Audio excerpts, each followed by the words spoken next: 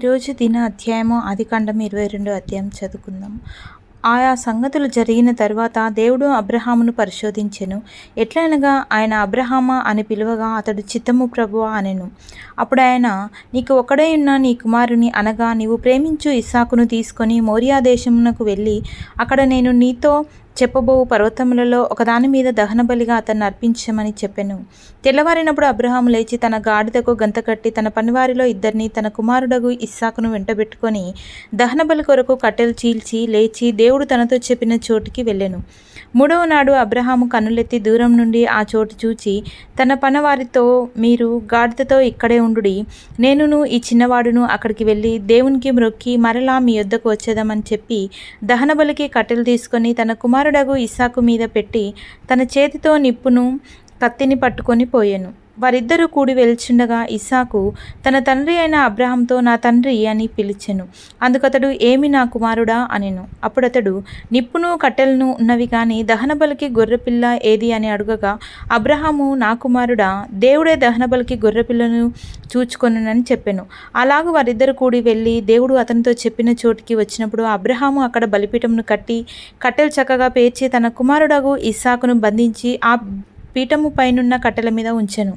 అప్పుడు అబ్రహాము తన కుమారుణ్ణి వధించుటకు తన చేయి చాపి కత్తి పట్టుకొనగా యెహోవా దూత పరలోకం నుండి, అబ్రహామా అబ్రహామా అని అతన్ని పిలిచెను. అందుకతడు, చిత్తము ప్రభువా అనెను.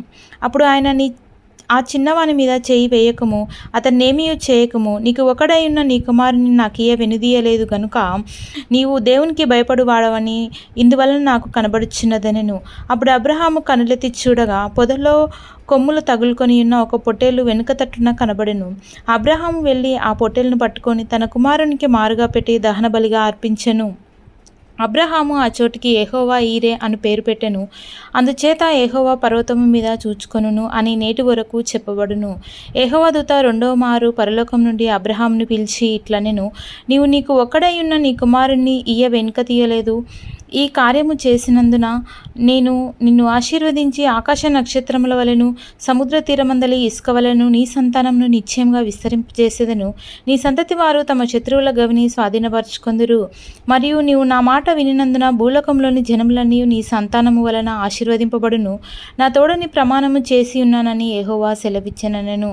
తర్వాత అబ్రహాము తన పనివారి యొద్దకు తిరిగి రాగా వారు లేచి అందరూ కలిసి బెయేర్షెబాకు వెళ్ళిరి. అబ్రహాము బెయేర్షెబాలో నివసించెను. ఆ సంగతులు జరిగిన తర్వాత అబ్రహామునకు తెలుపబడినదేమనగా, మిల్కా అను ఆమెయు నీ సహోదరుడగు నాహోరునకు పిల్లలు కనెను. వారు ఎవరనగా అతని జ్యేష్ఠ కుమారుడైన ఊజు, ఇతని తమ్ముడైన బూజు, ఆరాము తండ్రి అయిన కెమూయేలు, కేదేసు, హాజో, షిల్దాదు, ఇల్లాదు, బేతుయేలు రిబ్కాను కనెను. ఆ 8 మందిని మిల్కా అబ్రహాము కుమారుడగు నాహోరునను కనెను. మరియు రాయును అను అతని ఉపపత్నియు తేబాహును, గాహాబును, తాహాషును, మాయాకాను కనెను. లైక్ చేయండి, షేర్ చేయండి, సబ్స్క్రైబ్ చేయండి. Thank you for watching.